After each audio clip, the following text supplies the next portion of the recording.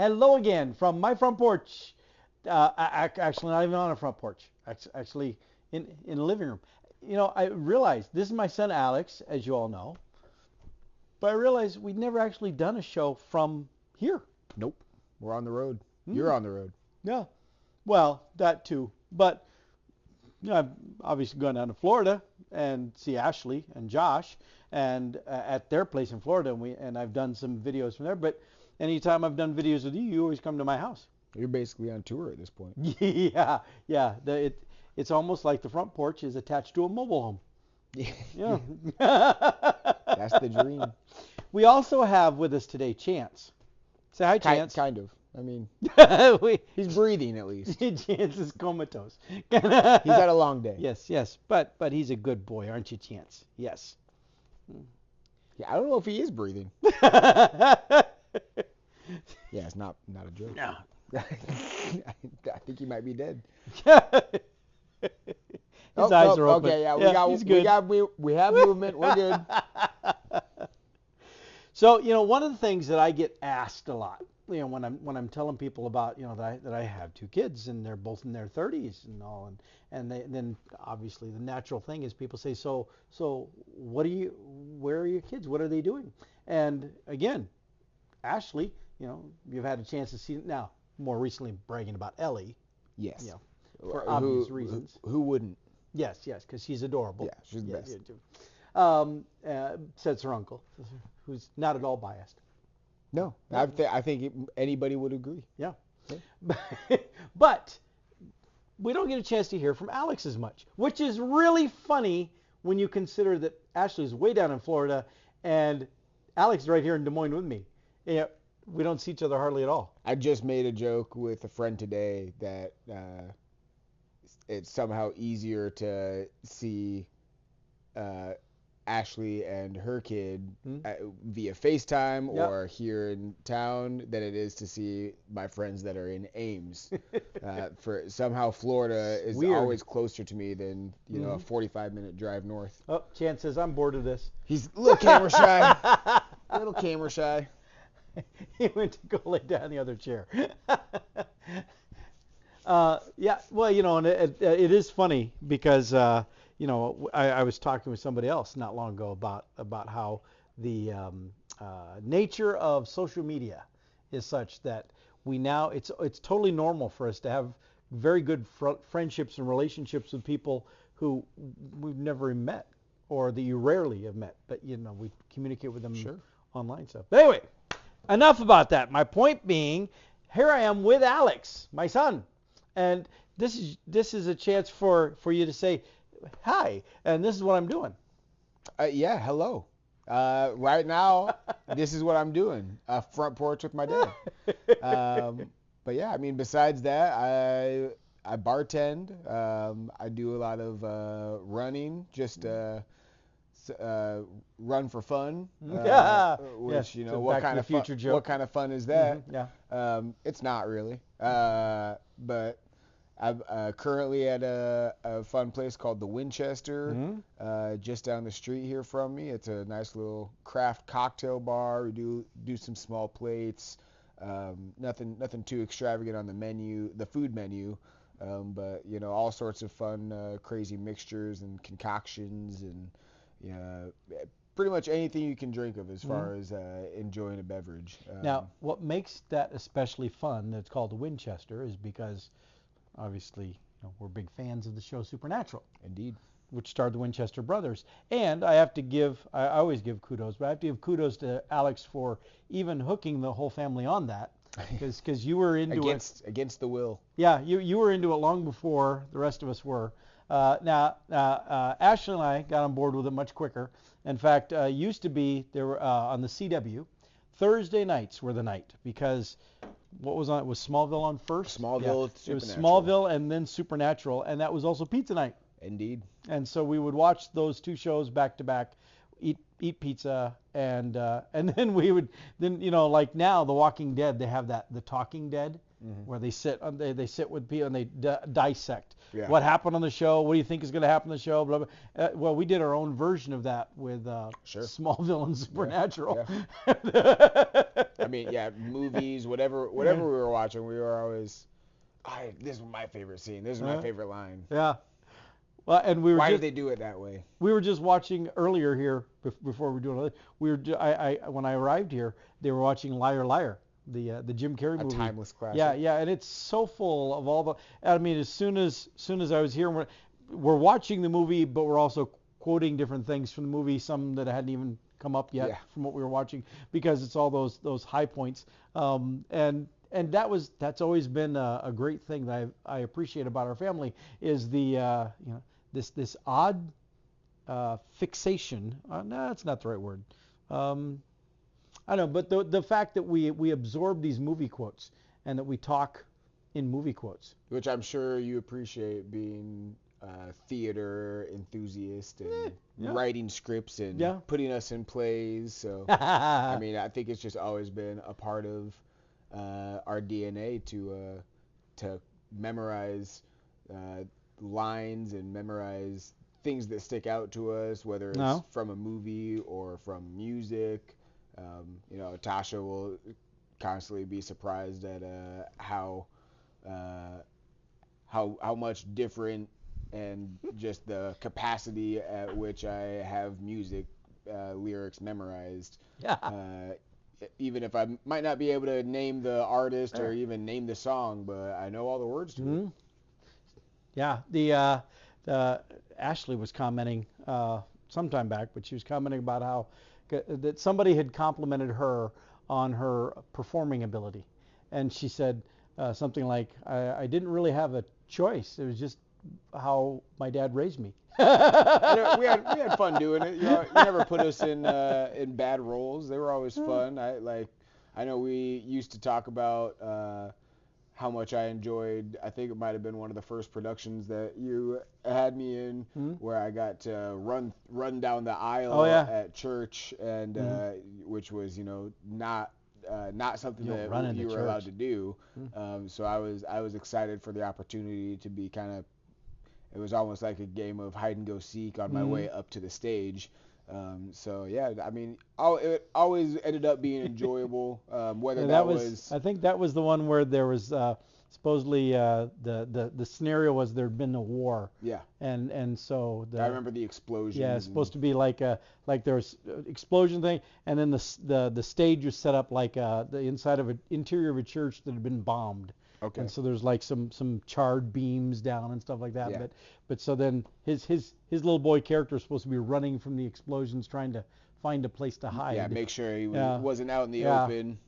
Yeah, and so but speaking of running in the church, that reminds me of the time we were out in D.C. That we were out there visiting, and we while I was in meetings at a thing. Alex and Ashley and their mom were walking around. They met this evangelist guy who was actually running a shop. Yep. And but he told him he was evangelist, invited us to come to his. He was speaking at a church that Sunday night. Doing a revival. Yeah, doing a revival meeting. Invited us to come out there, and we're like, okay. Now he's black. Nope, that's not a big deal. But we weren't really expecting. We weren't prepared for what we walked into. It wasn't a bad thing. But we showed up, and it was a Jamaican church, and we were the only white people there. Yeah, which we came from a church that had maybe one or two couples that were colored at all, no matter what ethnicity it was. Coming from middle of Iowa, all white church, it was they do things a little different. Well, they came down the aisle with a burlap sack of tambourines. Yes, handing those out. Handed them out. That was fun. Yeah. That, what do I do with this? Oh, you bang on. Yeah, but the evangelist asked Ashley and Alex to help with an object lesson he was doing, and so he has them stand up and come to the front, and then he told them he wanted you to race around the perimeter of the sanctuary to see who full speed who could win. So that was another example of getting to run, and so he had them take off running, and his example was them from the scripture of running the race of life, and so then he with how they both responded, things that happened. He just pulled right from those examples to use. I'm glad you could remember why, because all I could remember was the joy of, again, getting to run in church. I couldn't have recalled the lesson that I was supposed to be learning. Well, I remember Ashley had on some clap-on bracelet that went flying about halfway through the race, and that he even made this comment. She didn't stop to pick it up. Yeah, that she didn't go back to it. And he, being a good evangelist that he was, he totally milked that. Sure. And it was something like, did you know that the trappings of life, the pretty jewels didn't matter. She cast them aside as she continued to run the race. Yeah, he was good. He nailed it. Yeah. That was a blast. It was, like I said, definitely a culture shock, but they were having a good time, and that was contagious. Yeah, that was good. Yeah, and so over the years we watched Supernatural. We watched. You got me watching The Walking Dead. Sure. You got me watching the Sons of Anarchy. Yep, I was gonna say that. Yeah. And I feel like I'm leaving something out. That 70s show was... Oh, that 70s show, something that was frowned upon, but luckily you guys had adult things to do in other rooms, so I was able to sneak in some viewings here and there, which it turned out that some of these things that were not appropriate and good things were maybe worth revisiting and enjoying a little bit. Yeah. And, especially as we got older, I think, and as Supernatural, it was creepy, and you say me, you, and Ashley were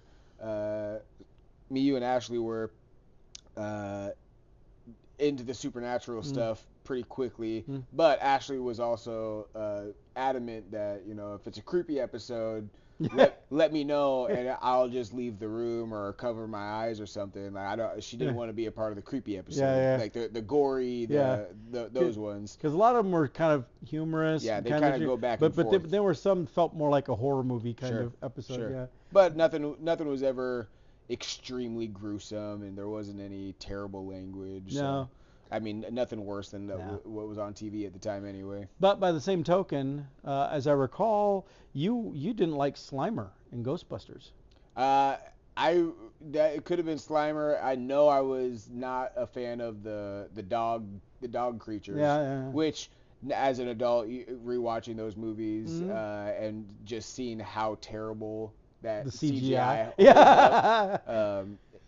Like what? Come on, kid.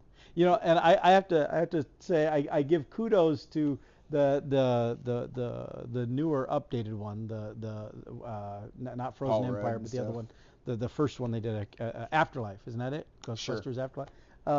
Because the dogs are in that movie, I'd have to revisit them. But they replicated the visual effects. I mean, they're current visual effects, but they still felt kind of like those really bad effects. I was also, I don't know if I had necessarily the best reasons to be terrified of these things, or not terrified, but bothered by it, because I know that another thing that I was not a fan of was the Oompa Loompas in Willy Wonka's. Yeah. Because terrifying. Let's be real. They're scary. The original, the Gene Hackman. Yeah. Not Gene Hackman. Gene Wilder. Gene Wilder. Yeah. I don't recall Gene Hackman ever playing Willy Wonka. But so I might have been irrational with some of my fears as a kid, which that's okay. I think that goes around with children. They have some irrational fears, but maybe didn't need to be so afraid of the things that I was afraid of. I'm over it now. Yeah, that's good. good. I can get through the dogs. Still creeped out by the Oompa Loompas. So how do you feel about cheese now? I'll say my stance is softened on it. I still stick by people that just eat straight cheese, like cheese sticks, like the pull and peel things. I don't understand that, but cheese on things is a necessity. Like pizza, nachos. Well, because like you would never eat a cheeseburger. No. we would go to McDonald's and we had a lot of bad experiences when he was a kid, where because for whatever reason they didn't have just the hamburger meal or a 2 hamburger meal. They had a 2 cheeseburger meal. Sure. And so he would always want to order the 2 cheeseburger meals plain with no cheese. He basically just wanted bun and burger, and that's it. Yeah. Nothing else on it. And you would think that that's a simple thing to make, but that got messed up so many times. I'd say nowadays I think I've come to realize I like a white cheese on my burger, like Swiss, or so you're bougie cheese now. If you do like maybe like a pesto burger with mozzarella on it. So yeah, maybe I lean more towards white. Now when you start talking about funky stuff like blue cheese and stuff like that, then we start to get out of that hardcore. I'd rather have cheddar than mold. So that just sounds rational to me. Yeah. I don't know if you were with me when I think it could have been with the family, or it could have been with friends that we were going to Adventureland, and I tried to order. We went through the drive-thru at Burger King, and I tried to order my burgers with no cheese, and I can't remember if I just got the bun, or like I think I said something about plain, and I just got the bun, or I just got the burger, and that was it. And it was wrapped up in the tin foil, and we had to remedy that one. I don't think I just ate.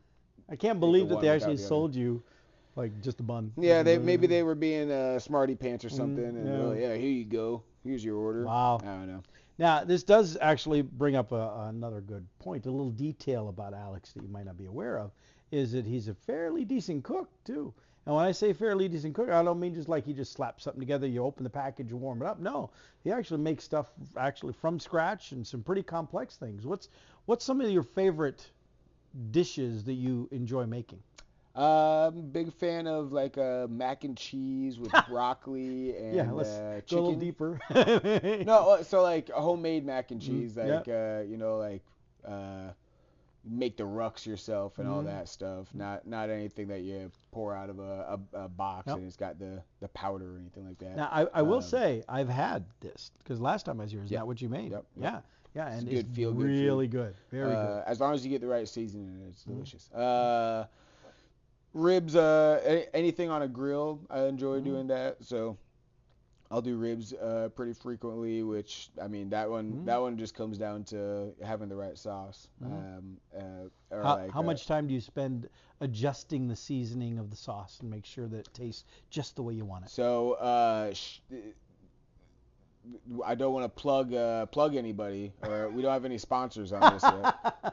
But me and my partner Natasha are big fans of the raspberry habanero sauce that Jethro's has. Ooh. So I mean, you put some of that on there, and as long as you're not getting a lathered bite for maybe people that don't want something so hot, the raspberry and the habanero work together to give it a nice candy caramelized sweetness. So there's a little. And then bit you of got heat the to sweet and the spicy mixed together in one. Yep. So I mean that's our go-to when we're trying to sauce a meat. Otherwise, Chance must like that too, because you started talking about it. And he actually lifted his head up over there and perked up. I mean, he likes pretty much anything. He'll eat just about anything. He's not allowed to though. But like big cuts of steak.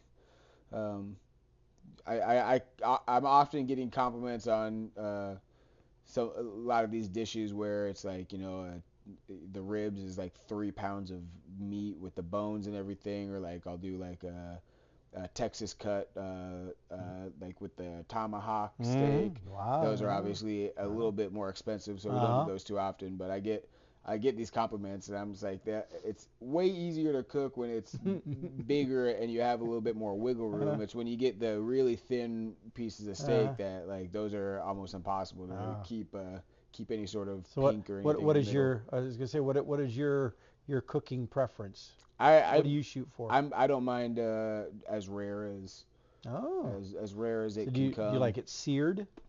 Yeah, absolutely. A little crispy on the outside. A lot of steaks will have at least on the side, maybe like they'll have a trim of fat, so get that kind of burnt, and I don't want it to be kind of gristly, chewy. Yeah. I like to get that charred and put some brown sugar on the fat, and that'll help caramelize it and give it a nice sweet candy flavor. Yeah. See, told you. He enjoys his cooking. He likes to do some. I like to eat. I like what I'm eating to taste delicious. Yeah. Well, that's good. So, Natasha is not with us. You mentioned your partner. Yep. Natasha. What is it that she does? She does like web coding stuff, kind of front end for websites. So like kind of stuff that the user that would be using the URL would be interacting with, like drop down menus and search bars and stuff like that. Stuff that I can talk about and pretend that I know what I'm saying. But you can nod when she's talking to you about it. Yes, that's very accurate. Yeah. But yeah, so she's got the mind of a wizard, and she's very well educated in that manner. Something that you gotta stay practiced on, and of course, always evolving business. So she's gotta stay studied up. Yeah. It's not something that you go and learn and that like you're done learning. Yeah. You gotta stay vigilant and diligent. Yeah, absolutely. And make sure that you're staying up to date on everything. Otherwise, you might be wasting time or doing more work than you necessarily need to be doing. People never do that. Yeah. No. Well, and I think about way back when you even before you were born, I was dabbling with making web pages, but doing all that HTML scripting, and now there's whole applications you just drag and drop and create web page stuff. Now she's obviously doing higher end things than that. Yeah. But I would now you still can in a web browser. You can pull up the script, the coding behind a web page, and when I do that now, it's just like mumbo jumbo. Yeah, I can figure out some pieces of that, but there's a whole lot going on there. I have no clue. She probably would look right at it and go, "This is basic stuff." Yeah. In a lot of cases, she probably would. Yeah. Sounds like she, from what I gather from listening to her conversations, it seems to be pretty intensive and detailed stuff that they do. So. Yeah. But like I said, there's also all sorts of languages and stuff too. Yeah. You never know if it's outdated, like I mentioned, if it's not a language she's familiar with. Could be a holdup, but she's also the type of person that if she doesn't have the answer or the know-how to keep up with it, she'll figure out and get caught up real quick. Good. Yeah.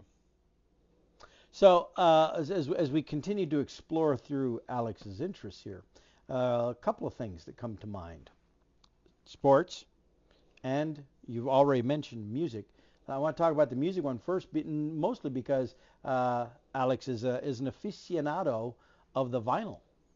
Yeah. You do appreciate the music on the vinyl. Yeah, I think I'm over 400 records sitting over there. Varying from. I noticed a lot of my older records, heavily 70s, anywhere from like 73 to 79 is kind of my the good stuff. Kind of my golden my what I prefer for my throwback jams.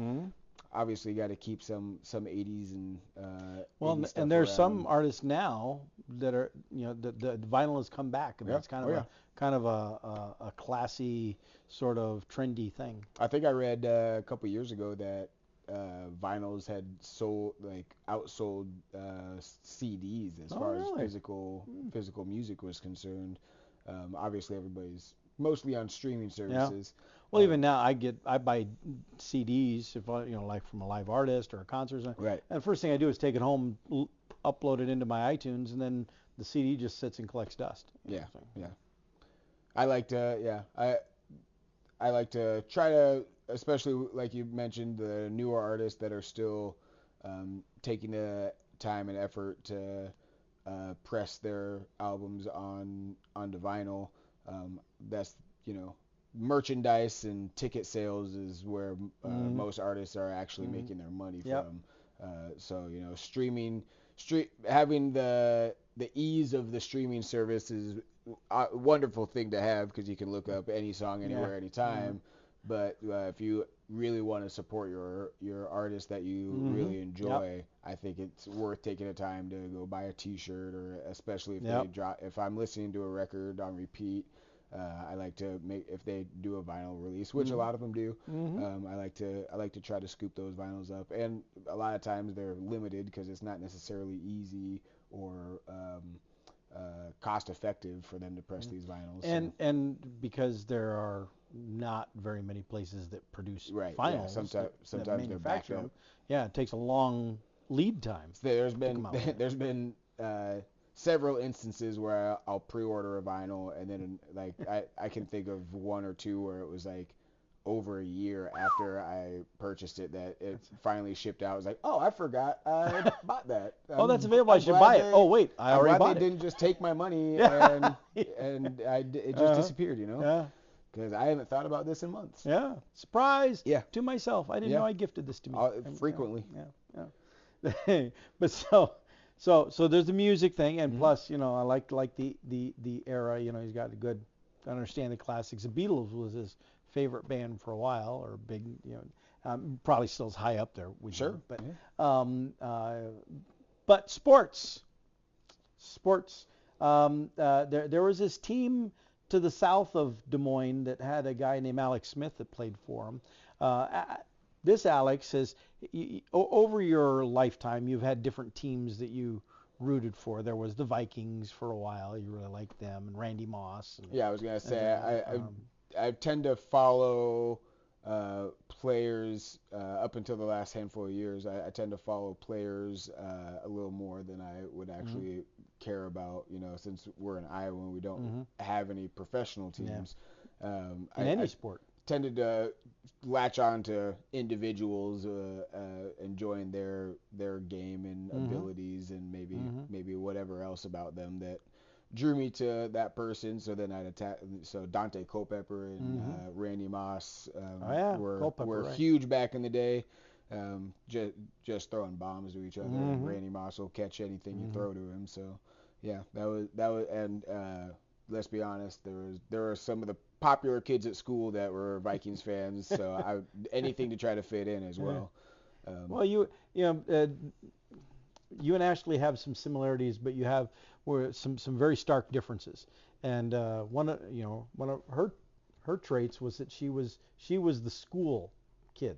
She enjoyed school. She enjoyed the work, the studying, and she wasn't. I mean, it wasn't that she was antisocial, but she just didn't seek out to be social. And in fact, she, in some ways, I think took a little, I'll say pride, but she wasn't proud, boastful, but I think she had a little personal pride in being different, just being, dressing a little different, acting a little different, not being like everybody else. Then there was Alex, who was Mr. Social, who was Mr. I want to be friends. I want you to get along. Oh, and we have school too? Okay, if I can fit that in. Yeah. It's interesting how there's always that debate about how much is nature versus nurture when kids are growing up. Well, you have these two kids out of the same house and very different in many respects. but you both made it out. You both graduated and you both went on life, and I'm proud of both of them. That's great. But now it's the Kansas City Chiefs. But yeah, similar situation with that where, as you mentioned, there was a player named Alex Smith who I was watching him when he was with the 49ers. Probably solely based on the fact that he had the same name as me. But he was doing a really good job. Got an injury, and the 49ers had a guy named Kaepernick that stepped into that spot. They won a Super Bowl with him, or at least went to the Super Bowl. I've heard of that guy. He's been in the news before. Yeah. But so the Niners thought they had a good thing with Kaepernick, so they stuck with him. The Chiefs picked up Alex Smith, so I started watching the Chiefs a little bit more often. And I mean, they were doing solid. They weren't necessarily the best team ever at that point. So I was watching them. And then he went over to a team called I don't even know what they were called at that time. I think they might have been going through their name change around the time that he got over there. So I had some friends that were whispering in my ear at that point that were like, you don't want to watch. These guys are going to be garbage anyway. So you don't really want to be a Washington fan. Yeah. Why don't you stay here with us and watch some more Chiefs games? And like I said earlier, attaching myself to players and enjoying like who they are and what they do. And the Chiefs were just a lot of fun to watch. Now that I've gotten more into the fandom of the Chiefs world, I realized that me and Travis Kelce are definitely long lost brothers. We're both kind of big dumb idiots. Him much bigger than I am. But both enjoy just having a good time. We want to be loved by everyone. Yeah. We don't want anybody to dislike us. Got big hearts. Both Midwest boys. Pretty low key, enjoying life. Yeah. Maybe didn't have the highest grade point average, but we're making it work. Dating beautiful superstars. Exactly. Yeah. Exactly. So yeah. But so ended up hanging out and watching these guys play some football, and I mean it's been easy to enjoy watching them play football. Well, especially these last few years, they've been. I saw somebody online, or I see these people. It's not just one time, but a few times, where I see people smack talking Chiefs fans, and they're like, "You're just a bandwagon fan, just because you've been a fan for like the last 8 years, blah blah." I'm like, 8 years is like almost a decade, and you're saying the person for a fan for almost a decade is a bandwagon fan? I snuck in right before the bandwagoners did. I was like 2 or 3 years right before them. So just for the record. Yeah. Just so I can't say I was any sort of Chiefs fan before Alex Smith got there, but I can say I was a fan of the Chiefs before Patrick Mahomes took over. So. And after Alex Smith left the Chiefs, you then stayed a fan. Right. Yeah. Like I said, enjoy the thing they got going. Like they play fun football, and just the people that are on the team are they seem like my kind of guys. Yeah. Well, I think we've prattled on for like half an hour now. Yeah, that's what it looks like. So we probably should wrap this up. Yeah, I don't know how long your porch is. Yeah, it can be as long as I want it to be. It's my show. But we gotta save something for next time. Can't give it all away now. Sure. But the last thing that I should focus on before we wrap this up is this may be the only time where this will apply, but we both have beards. I don't know. The compliments you've been getting, I could see it sticking around for a little while. Well, I did get a message from somebody earlier. Was it today or yesterday? I don't know. This weekend here. From somebody that was saying, hey, I hope I get to see you with that beard. And I said, well, I grew up for No Shave November, so that means at the end of November I shave it off. And they're like, oh, I don't think I'll see you before. You're going to have to keep it around until I can see you. I don't think shaving it off after November ends is part of the rules. You do whatever you want to after November. Well, I'll have to decide because it is starting now. It's getting to the point where it's getting a little bushier, a little softer, and it doesn't look horrible.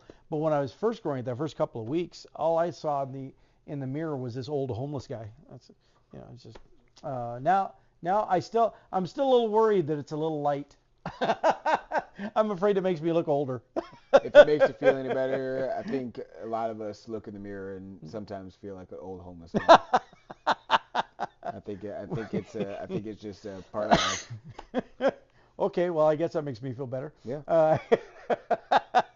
I'm here for you. Yeah, thanks. And it's funny you say that too, because wrap it up. But when I first got offered this job at Baker that I'm at, and the job also included me relocating to Fort Lauderdale, was part of within 12 months needed to move and stuff. But I was happy where I was at the job. I was comfortable.